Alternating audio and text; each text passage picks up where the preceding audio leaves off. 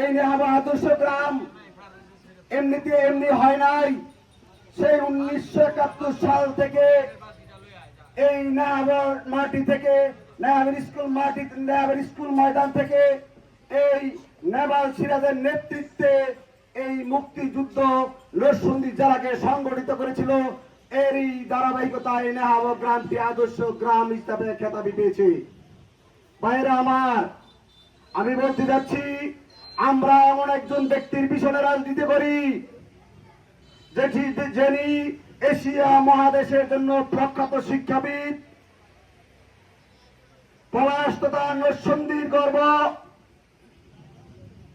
Doctor Abdul Moin খান sir, যিনি রাজনীতি করে আদর্শের রাজনীতি, কলমের রাজনীতি, শিক্ষাবিদের রাজনীতি, ন্যায় নীতির রাজনীতি। এই নিয়ে হলেন ডক্টর আব্দুল মঈন খান। ঠিক আছে না ভাইরা? নাকি ওনার জীবনে কোনো দুর্নীতি নাই, ওনার জীবনে কোনো মামলা নাই। উনি আপনারা অধীনে দেখেছেন। আমি রাজনীতি করি 1991 সাল থেকে। উনি ওই সময় আমি এই গ্রামে, প্রতিটি গ্রামে মাটির যে ঘর ছিল, আমি সুন এক বস্তা সুন 300 টাকা কিনা লোক দিয়া লেখাইতাম ডক্টর আব্দুল মঈন খানের সালাম নিন দানে শীষে ভোট দিন। তখন থেকে আমি ডক্টর আব্দুল মঈন খানের পিছনে আমার বাবার হাত ধরে আমি এই বিএনপি রাজনীতি করি। আমি কিন্তু আজকে থেকে রাজনীতি করি নাই। আপনারা যে আদর্শ লোকের পিছনে আমরা রাজনীতি করি, এই আদর্শকে ধরে রাখার চেষ্টা করেন।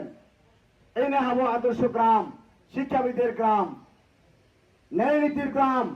এখানে একটি কথা বলে শুনে অত্যন্ত দুঃখ লাগিল যে পাশের গ্রামের মওদুদ বাতিজা বলেছিল যে জীবন গড়া শুনছি আমার গ্রামে নেশা বিক্রি করে। আজকে নাকি আমার গ্রামে এখন নেশা বিক্রি হয় না, সেই নেশা বিক্রি চলে এখন নেহাব গ্রামে। এটা অত্যন্ত মর্মাহত। এই কথা আমি শুনে দুঃখিত।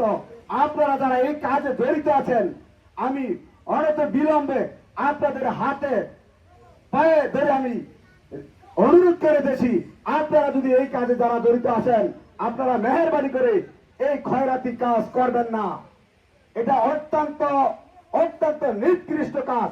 আপনি যদি মনে করেন আপনি যা করতেছেন আপনি মানুষের জানে না। একটি কাজ যখন সাবান চুরি করে যখন পাতা চোখপুঞ্জে পাতা আউলেটটা চুরি করে সাবানটা রাখে, এটা কিন্তু গৃহস্থ দেখে না ভাই? নাকি কারো মনে করে, কারো কাঠ মনে করতেছে এই সাবান মনে কেউ দেখে না, আমার সুবিধা মতো আমি খাবো। সাধুরা সাবধান হয়ে যান, সাধুরা সাবধান হয়ে যান।